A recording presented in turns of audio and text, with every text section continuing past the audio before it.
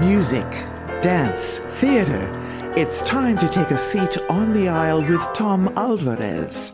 Hear from performers, producers, presenters, and creators who enrich our lives in the performing arts.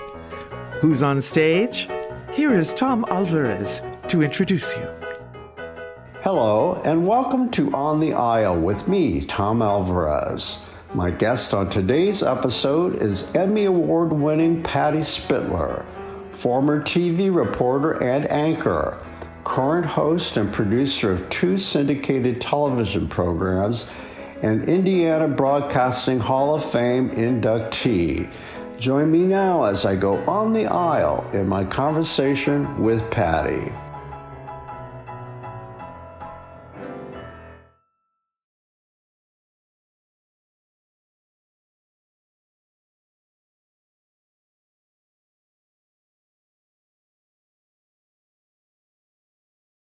Welcome, Patty Spitler, my longtime friend and colleague. I'm glad that we finally made this happen. How are you today? Finally. Well, that's a loaded question. I'm fine for my age, knock on wood, and but I just had, as I don't hide it, knee replacement surgery on my right leg, and at 71, it was bone on bone, and they said you need to have it done. So I'm recuperating now. Pain. People say, oh, it's fast. Oh, no, it's not fast. This is a marathon, not a sprint. And then I have pain pills. I can't drive. My friend Rita is taking me all these places. And next week, I thought I start physical therapy in a location. So if you're thinking of doing this, that's why I'm telling you this. That's why I don't hide it. Realize what you're getting in for. It's 4 to 6 weeks of rehab. And even then, it's not done. It's not easy, but 9 out of 10 people tell me it's going to be wonderful, and I'll be one of the Rockettes afterwards. So there you go. Well, this is no different than what you've always done. I'm talking about social media, at least. You're very active on social media. I mean, you're so good at it because it's part of the job, right? To promote yourself. But you do it in a way that's not self-serving, and you do it as a journalist. The way you've always shared your life, you don't, quote, overshare. What you do, though, is you are relatable. That's why people love you so much. And this is just like you did when you had your ear implant. And breast surgery 2 years ago. I had breast cancer. Here's one of the reasons I do it. And yes, as you say, thank you. Number one is I'd like to help other people who may be afraid to do it. Exactly. A lot of people don't want to talk about when there's something going on. Totally understand that. That is your choice. My choice is to do it because if I go in somewhere or I go to the hospital, I go to the doctor's office, people go, hey, did you see Patty Spitler was in blah, blah, blah, blah, blah, blah. And then there's rumors, and they may not be right. Well, you know what? I'll set it right. Here's what's going on. Can't talk behind my back because I've already thrown it out there. So. Well, you control your narrative. Good point. Yep. Yeah. I wish more people would do that, be a little more direct, about their lives. And especially if it's something that it can help other people. And that's the thing that I think people respect about you. It's good to get a little respect somewhere, I guess. I was astounded to see the hundreds of people who have had surgery on their hip, on their knee, on their shoulder done. I had no idea it was as prevalent as it is. So again, I'm not alone, but by opening up, I hope it helps more people. Think about, Patty, we are the boomer generation, and there are like millions and millions of us around the world. So the surgeons are making a fortune off of us in the hospitals, and I mean, especially the surgeons who do this kind of surgery. I mean, I don't know how they keep up. Did you have to schedule yours like a year in advance? Oh, yeah. And my guy, Dr. Pomeroy, hi, Dr. Pomeroy, ortho-indy, and I think he had 5 like that day. I mean, ortho-indy, yeah. Woo! And it's not just ortho-indy. Most of the hospitals are doing it now, too. So, I'm not sorry I did it, but again, just warning you when people say, oh, and the pain will be, no, the pain, I'm still in some pain, and you're on pain pills. And I'll tell you, when you cannot drive, Oh, Oh, I think I'll just go down to this. No, I'll go. No. So you're dependent, and I live alone. Now I yeah. have wonderful friends, and Rita, my friend, who's very, very Let's good. Used to give work for let's Indy give Star. let's give Rita Rose a shout out. I mean, Hi, Rita. She's down with the cats helping me right now for because I need those who someone to don't, feed the animals, the cats and the dog, and feed the for squirrels. So she's been very nice. She used to work for the Indy Star for 43 years, so this gives her something to do and have fun too. she was a film reviewer, among other things that she wrote about, and I really miss her analysis. She was really one of the best. I know. Yeah, Well, I always say that's when the paper was a real paper. Now and and it's she online. It's things change. Things yeah, and change. she also co-authored or helped you on your book. And let's talk about that. So the book that you wrote, the title, you have so many fans, and I'm sure many of them have read the book or know about the book. But for those who haven't, its shelf life is forever. I mean, that story that you tell about your life, which is so well written, and you're one of those writers, and Rita, of course, being your close friend. The fact that it sounded like your voice was loud. Well, Rita was instigated this. How this all started was during COVID. So I started cleaning out pictures in my basement, and Rita would come and help me. I got boxes and boxes, and we'd see this. Oh, here's a picture with Arnold Schwarzenegger, and here I am here, and here's my mother, and I didn't even know where all this stuff was. She goes, you need to write a book, and I said, I don't know, I've never written a book. So what I did was, since she's the writer and very good, that's a talent. I'm not as controlled as that. Anyway, so I would tell her stories, and she'd old-fashioned way take down notes, and then she'd write it down into a chapter or so, or a few paragraphs, whatever she did, and she'd send it to me, and then I would tell her and say, okay, take that out or put that in. She had me, as she said, patty it up. So that's how it came across as my voice. It really was my voice, but she tweaked it in order to make it be me. Classic editor. Yeah. Yeah. So the title of the book, The dog who saved my life. yes, and there's a whole story around that I know. with so many other anecdotes, and I mean it's really quite interesting. It was a really good read, and of course all the pictures. And all the pictures I didn't put in, I wish I'd put some more in. Is it a lot of work to chase down? Did you have to, I mean, because the copyright is so strict, the laws and all that, did Yeah. you have to track down a lot of that too? The pictures we put in were taken by publicity people. So you're allowed to do that. I Okay. made sure I had a couple of stories that probably would have gotten attention, maybe sold some more books, but I didn't want to be nasty to anybody. So if I had a story that was a little, Yeah. yeah, a little bit. I said, let's leave it out. It's not worth it. Number one, I don't want to get sued because of that by the person if they're still alive. And number two, it's just not the tone.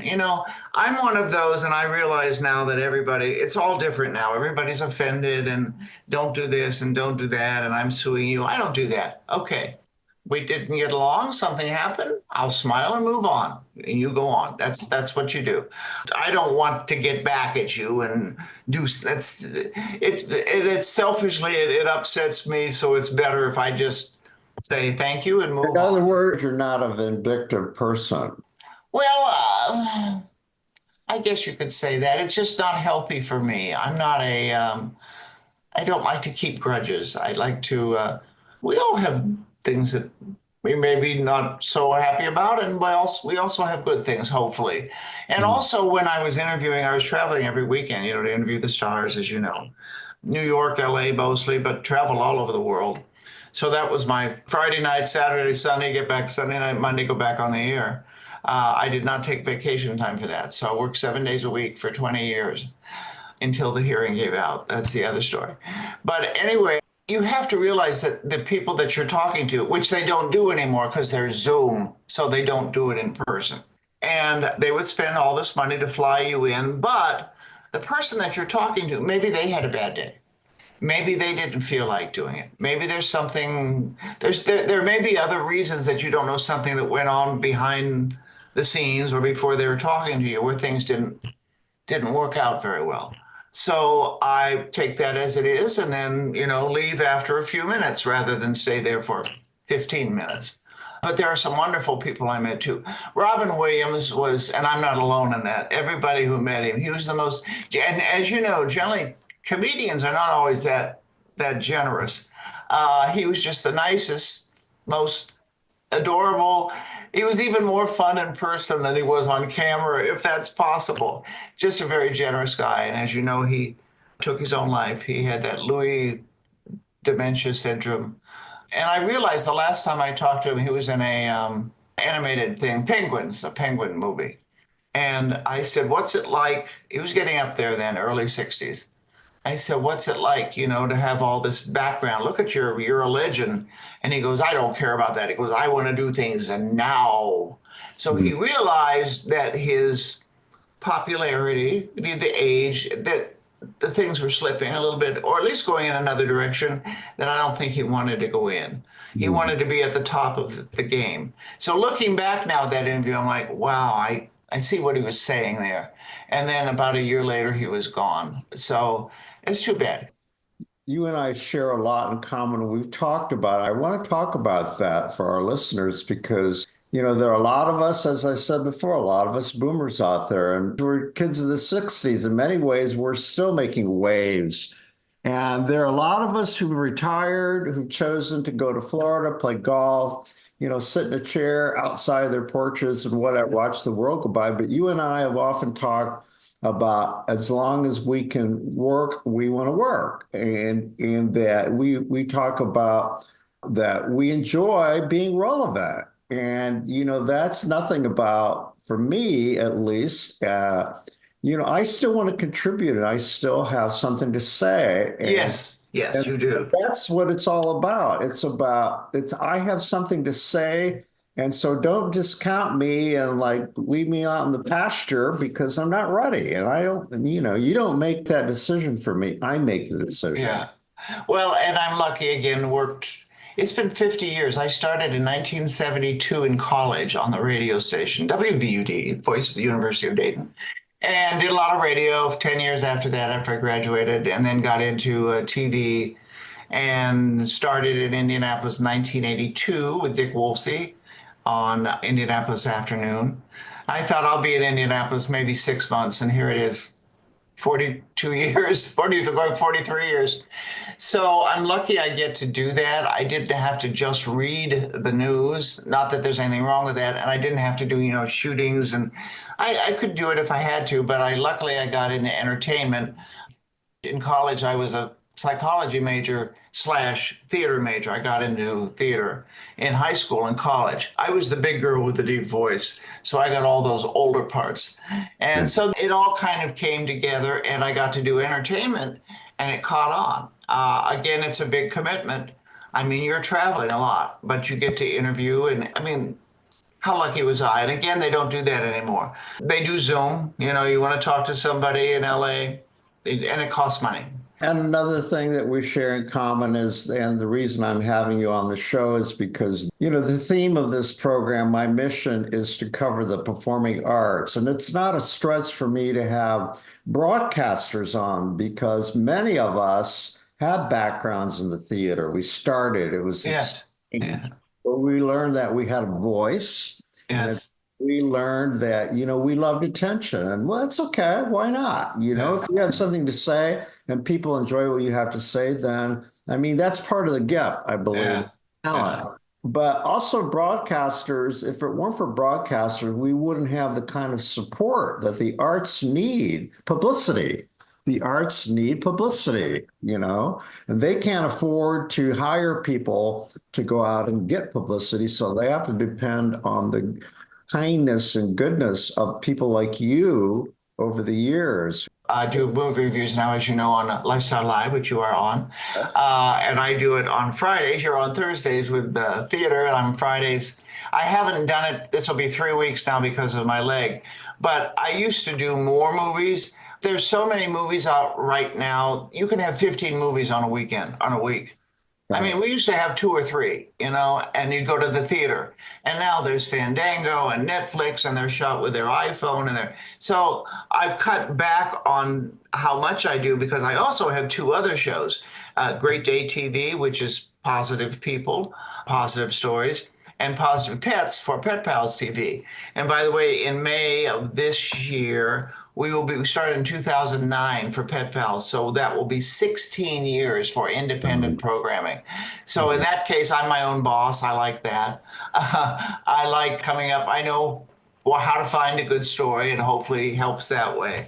And then Boomer TV, which became Great Day TV, things happened, and it opened up for a good reason. So that will be celebrating 10 years.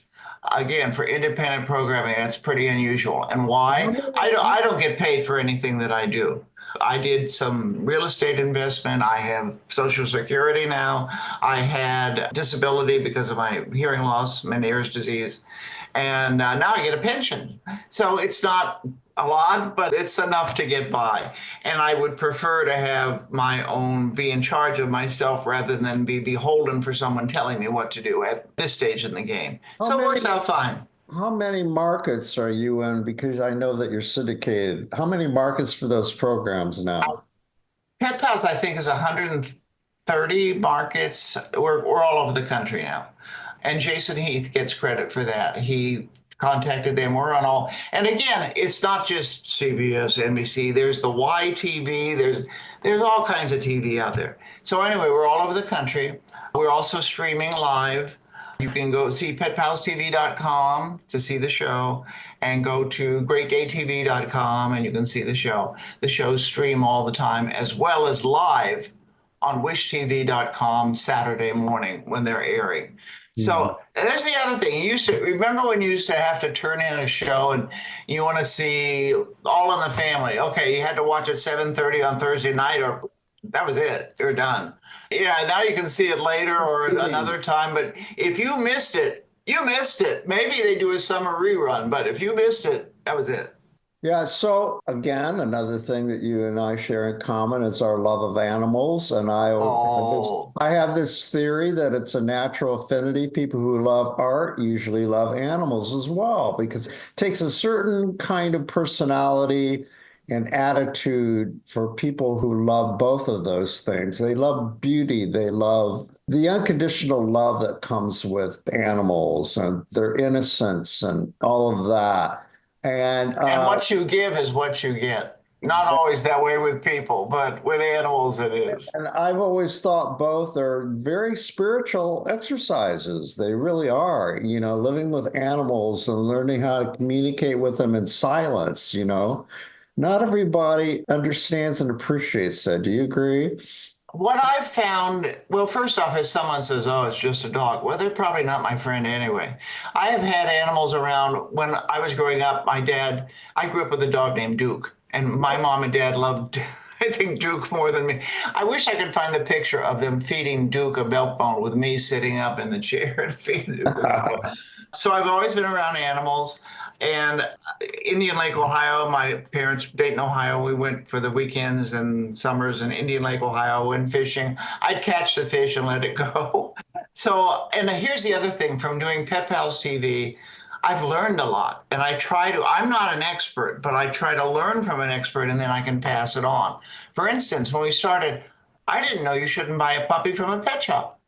I didn't know that. Now I know. And I've seen some pictures of those pet mills that it's just awful. It's just awful. So don't buy your animal from a pet shop. Responsible breeder, if you can. Of course, there's rescues out there. What's a responsible breeder? You get to see the mom dog, you get to see where the dog was born, and you get full health records. Because I've had 2 Bernese Mountain Dogs now. They rarely end up in shelters and rescues anyway. But so I got a responsible breeder, and that's what you need to find out. If you, for instance, if you got something wrong and you take them back to the shelter, they're going to put them down. I mean, yeah. Let's give a shout out to Louie and Stewie, your 2. Oh yeah, Louis, I just again, I And had to quit. I've become close to all your animals because, I've been on Lifestyle Live, as you said, for 11 years. And the green room, I spent time with both of them. Yeah. And on Facebook, you know how the algorithm keeps, they want you engaged, so they keep sending you pictures of things past. And I have so many pictures that show up of me and with it in the green room hugging Louie and then Stewie, Yeah, dog Louis. Mabel, and you're Oh, Mabel loved you too. It was so oh, cute. Well, what happened when because again, Meniere's disease, I couldn't hear. It's in the book. When fatal fire sounds like flat tire, it's time to get out of the news. What was, yeah. they tell you in your ear you have an IFB and it tells you what the producer's saying you should do. You've got to get it right the first time. And I realized things were going down. So I quit December 24th of 2004. Oh gosh, that long ago. And I thought, well, what'll I do? So I had time. I've always had cats when I was traveling a lot. I'd have people come in and look after them and feed them and make sure they're okay. When you have a dog, you need to be home sometime. They got to take them out for a walk. They Oh, can't yeah. poop in the house. So I thought now's the time to get a dog. Even though I'd grown up with my dad's dogs, Louis was my first dog. I thought I wanted, and my Duke was back in the 50s, 60s, early 70s. Collies were everywhere. So we had a collie mix is what I grew up with.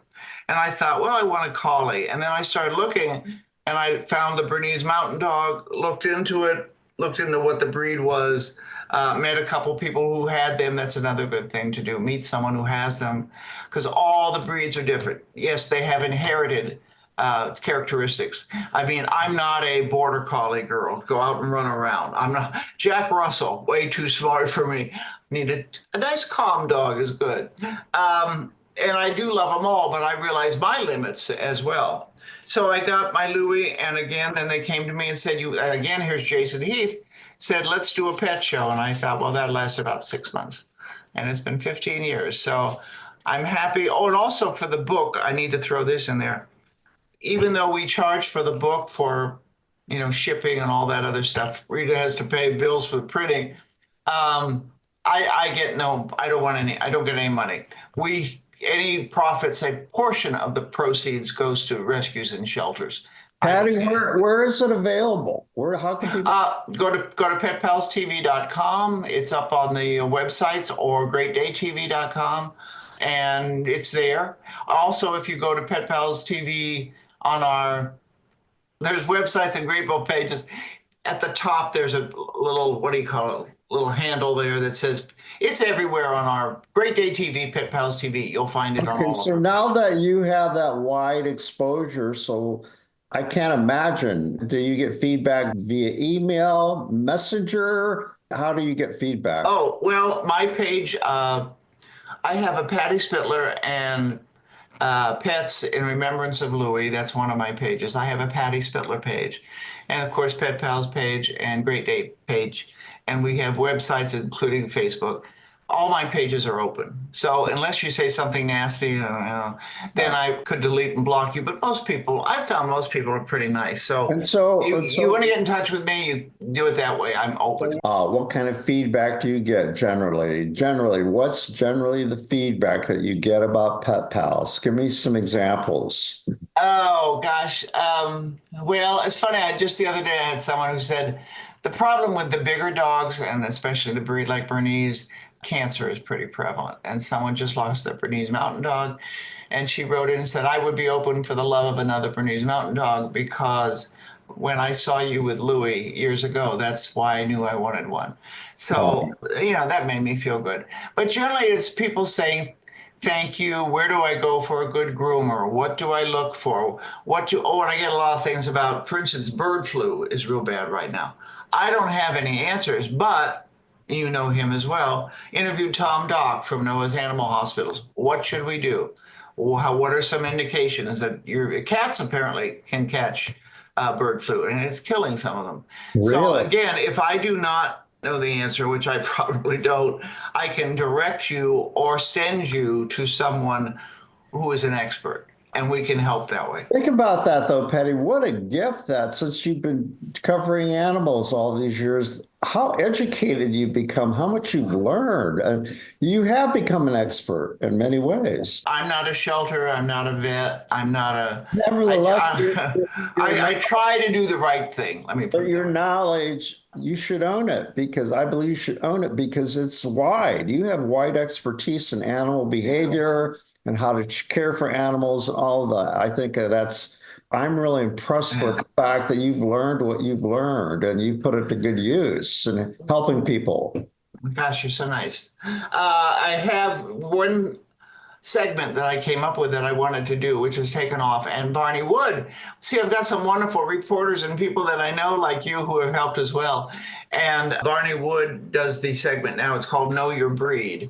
And just last week, he did something. Another dog that I grew up with, that was mainly my dad's dog, because they're one Pearson dog, Chows, Chow Chow. Yeah. There used to be a lot more of them around than there are now.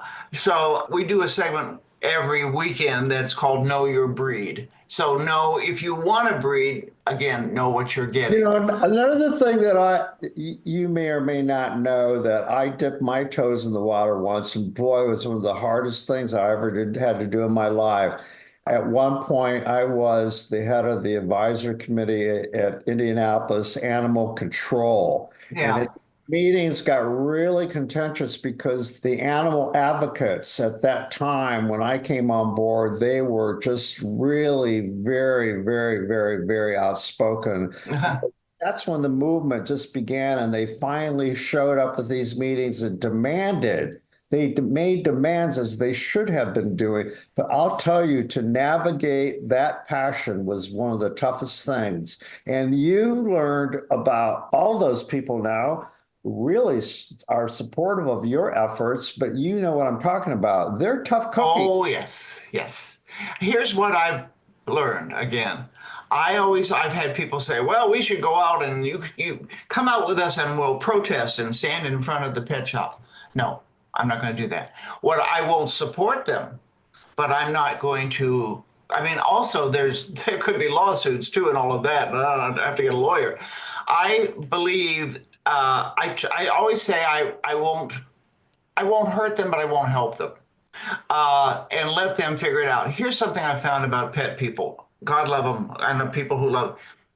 Many of them think their way is the right way and everybody else is wrong.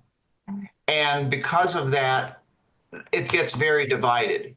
You know, if you don't dress up your dachshund in a tutu and sleep with it in bed at night, you can't adopt my dachshund. Okay, for some people, maybe the dachshund will sleep next to the bed, which maybe should be better. Everybody looks at their pets, not the ant, but their pets differently. And because of that, it divides people into what's right and what's wrong. If you don't think my way, you're wrong. You'll agree there's a lot of judgmental people out there. Yeah. It's still prevalent, more so in the animal community, I think. It's it came down to this one day. I was thinking about it. To end up, they said, well, you're going to take the dog home and it'll end up in a cage, for 4 hours a day when you're at work. 4 hours a day in a cage at home is better than 24 hours a day in the shelter. And everybody has a different. Now, I'm not saying chain your dog up outside in the snow. No, no, no, no. But realize that maybe an okay home is better than no home. The other thing that I've heard that I realized because I had a snow dog, well, if you're cold, your dog's cold. No, not necessarily. It depends on the breed. I had a Bernese mountain dog. Switzerland is where they've come from. They both love the cold. They want to go out and sit in the snow. I couldn't get them to come in. That's a different dog. Now, they could come in at any time. I didn't keep them outside, but realize that different pets, dogs, cats, whatever, have different needs and wants. So that's why I say know your breed. For instance, a Chihuahua or a Pit Bull with a little bit of hair, they're not going to like the cold. Now, Stewie and Louie didn't like the sun. It was too hot. I did have their undercoats trimmed too, so that's what I learned from the groomer. But again, know what you're getting. Try to do the best for them. It's funny, I have so many people say, oh, you had a Burmese mountain dog. No, not Burm, that's Burma. I had a Bernese, Bernese, a dog like Stewie would not do well in Burma. Bernese, mountain, snow, that's what they did. They were meant to pull carts full of cheese and kids. So again, I'm still learning. And I love doing it. You're right. That is something that I get a chance to ask you now for people, because I know a lot of people struggle with this, with pet loss. I wondered at what point after you lost Louis, and how old was he? And Stewie, how old were they?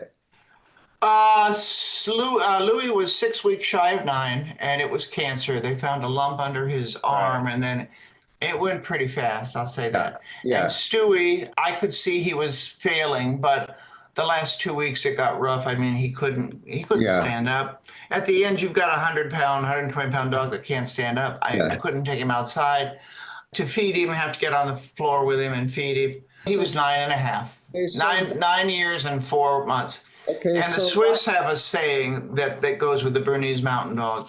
And again, if you look up dogs, you can see how long. I mean, Chihuahuas can go on maybe 20 years. Well, the life expectancy of that of Bernese, how long? Life expectancy. The Swiss have a saying: 1 to 3 young dog, 3 to 6 good dog, 6 to 9 old dog. Okay. After 9, gift from God. So in the case of the two of them, you went into it with your eyes wide open about the fact that you were only going to have them for this amount of time. So at what point did you make a decision? Like a lot of people struggle with this. I did.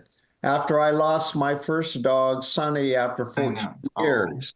Okay. And then I struggled. Do I want to do this again? I want to get another dog. And I raised the first one from puppy till senior. And so I struggled with that. I thought, you know what? We all have to just live in the moment anyway. This is a matter of, if I get another dog, I'm not going to think in terms of, at the point where he's going to pass on.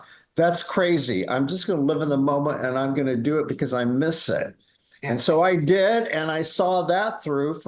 He lived for 14 years too, Billy. And wow. So I had that 30-year window, but after those two, I couldn't do it again. So I got cats, and now my kitty's a whole new experience. I had a kitty that lasted for 24 years one time, and I got 2 other kitties. Both are rescues. Yeah. What do you tell people who struggle with that point when they lose a beloved animal and they miss it and they want to do it again? What do you tell them? First off, everything living, we're all going to die. I mean, whether we live any living thing is going to pass on. But the animals don't know that. I mean, all they know is the love that you give them, and you feed them and you pet them and you kiss them, and that's what they know. So I try to focus on that. Yes, it's difficult. That's another reason I want to get my knee in shape, because I might want another Bernese Mountain Dog. Now that I know the breed, I knew it.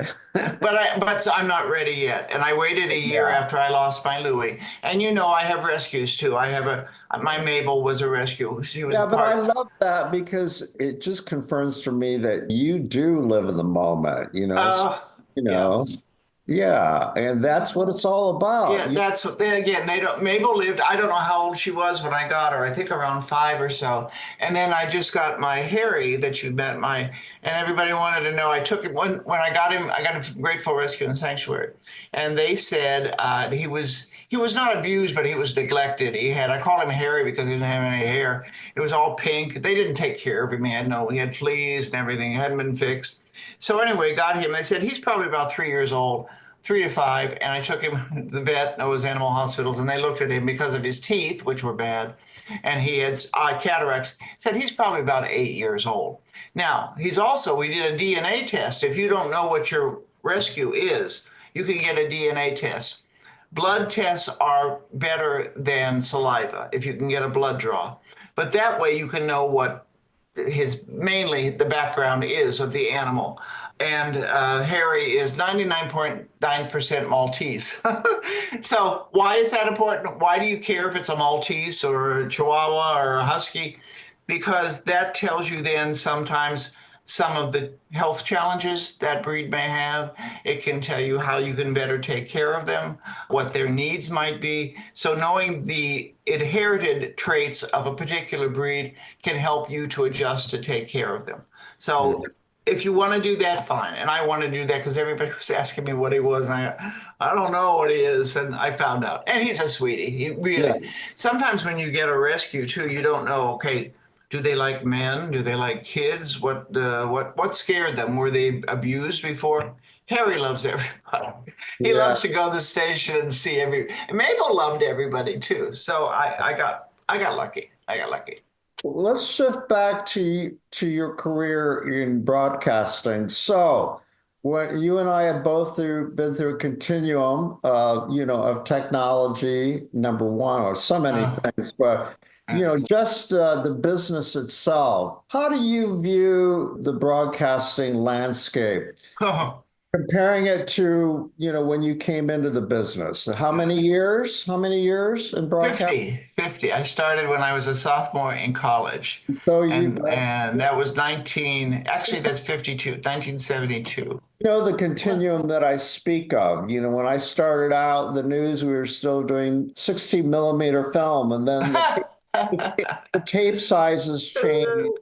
The cameras got big, small, they were big and then they got small. And then you could do live shots. And so you went through all of that too. How was that for you?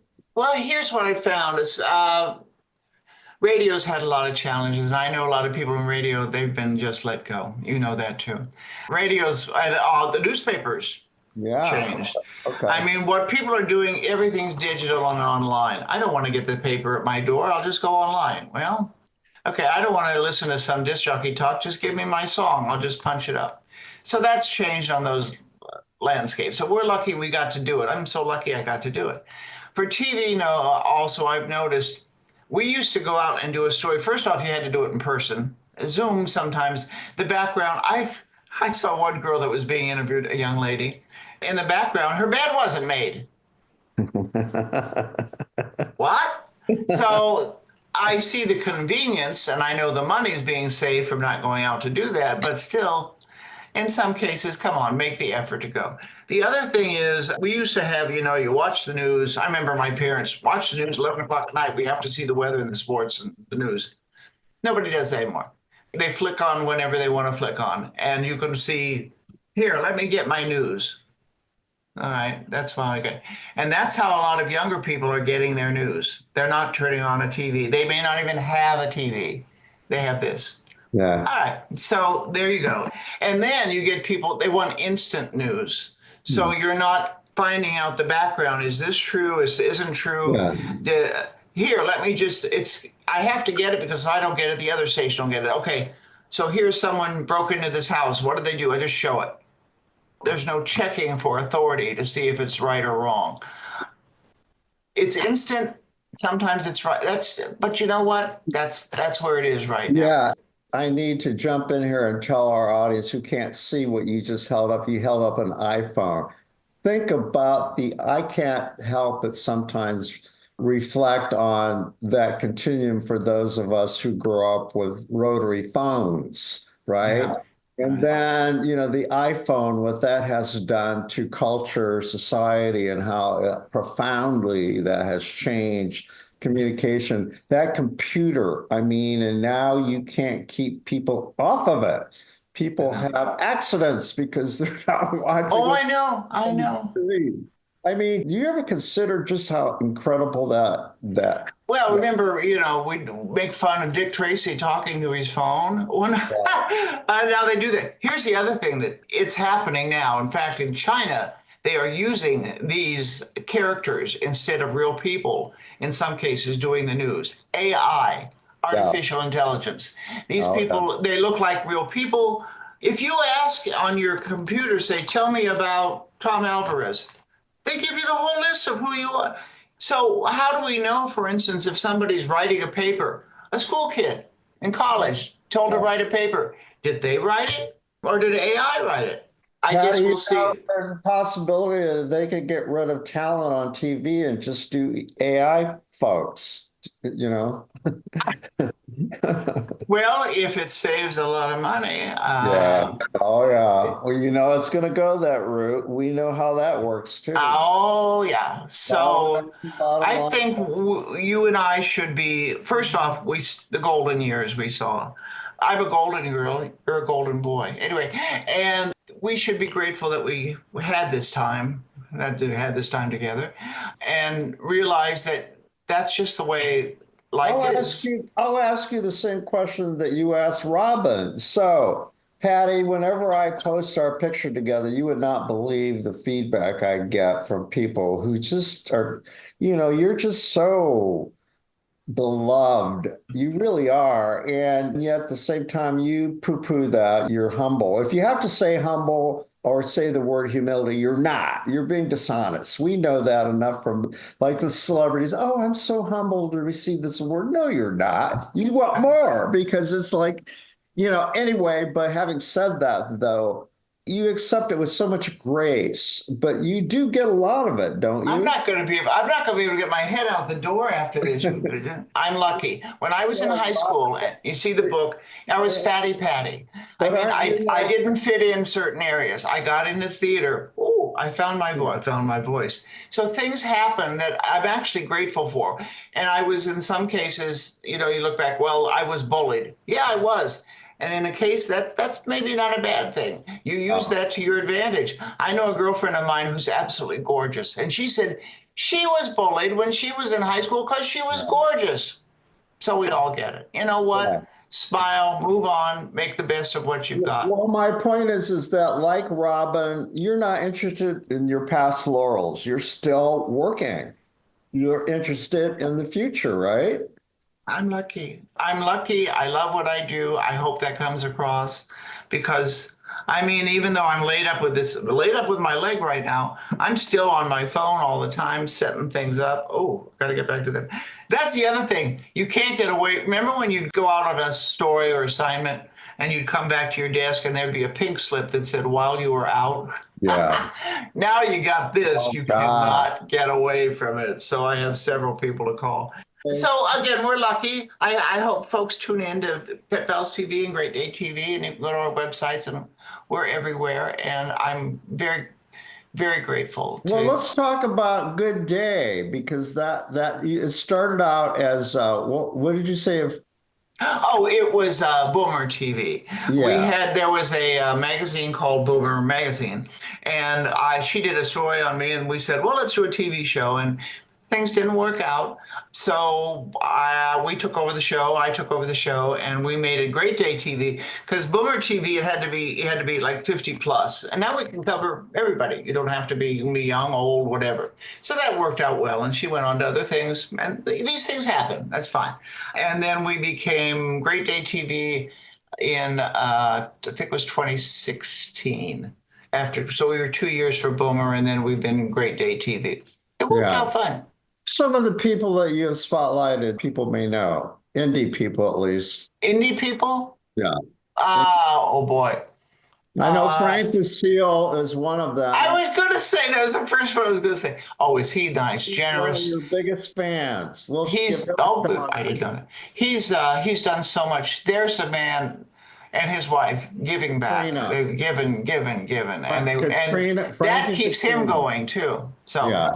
Gosh, I'm trying to think. I'm sure if I looked it up, somebody who passed just last year, Larry Batson, the animal activist, founder for Wild Animals, he taught us so much, and he went out to schools and helped kids to understand, rather than, oh, look, there's a cougar, let's shoot it. No, let's understand, what it's here for, and walk away from it and let it do its thing.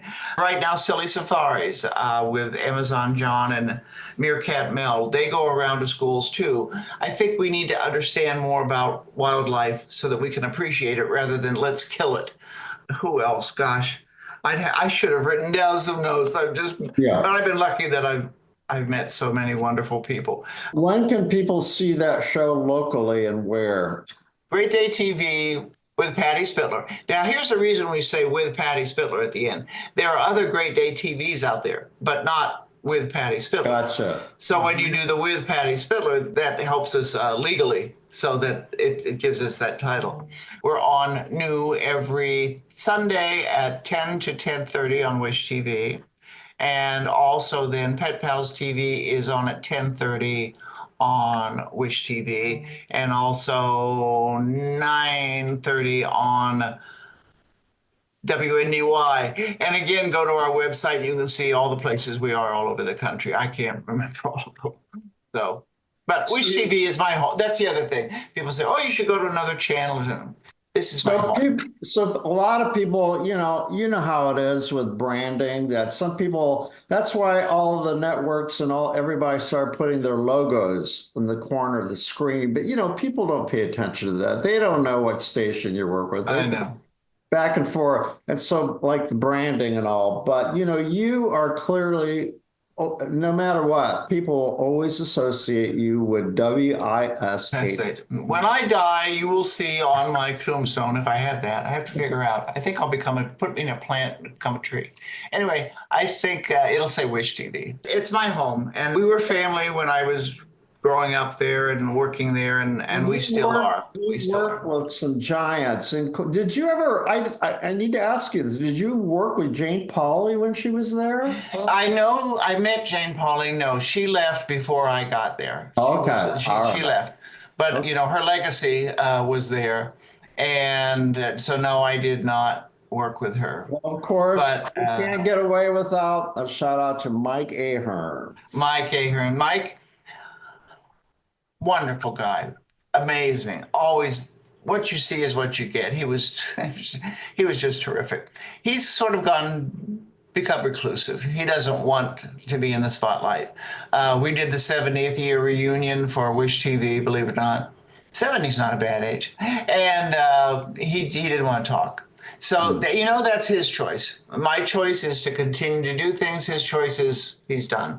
So we all wish him the best, but he wants to. I want to be alone. That's fine. Yeah, and of course I can't say goodbye without acknowledging the fact that you are in the Indiana Broadcasting Hall of Fame, along with all of the legends across Indiana. So, what does that honor mean to you? Yeah, I got lucky. Again, I've been so lucky. That's nice. What that helps me with, frankly, is sales. When you say, "Oh, she's at the Broadcast Hall of Fame. Maybe we should get on her show." I don't get any money for sales, but we need sales equipment. Oh, you know how much cameras cost and buying all these things. And everybody else on our show gets a little bit of something, our regular reporters and photographers. Not much. Nobody's getting enough. We don't have any health insurance. Everybody who works on our shows on a consistent basis, they do it because they love it too. So again, I'm lucky to know some people. Like Steve Schweitzer was the chief photographer at Wish TV for 30 years. And he does some stories down too. And what I did is I got him on the air. He does something called Tech Talk. Here he is in his 70s, and he does stuff that kids don't even know. He's doing something on landscaping with AI. It's absolutely amazing. So that's not, And I also have to mention that, well, it was recently that you won a big Emmy Award. So talk about that. Yeah, it's called the Silver Circle. And you've spent 25 years or more in the business, and they give you a plaque and a brand new car. Just a plaque. But it's nice. Very lucky. Yeah.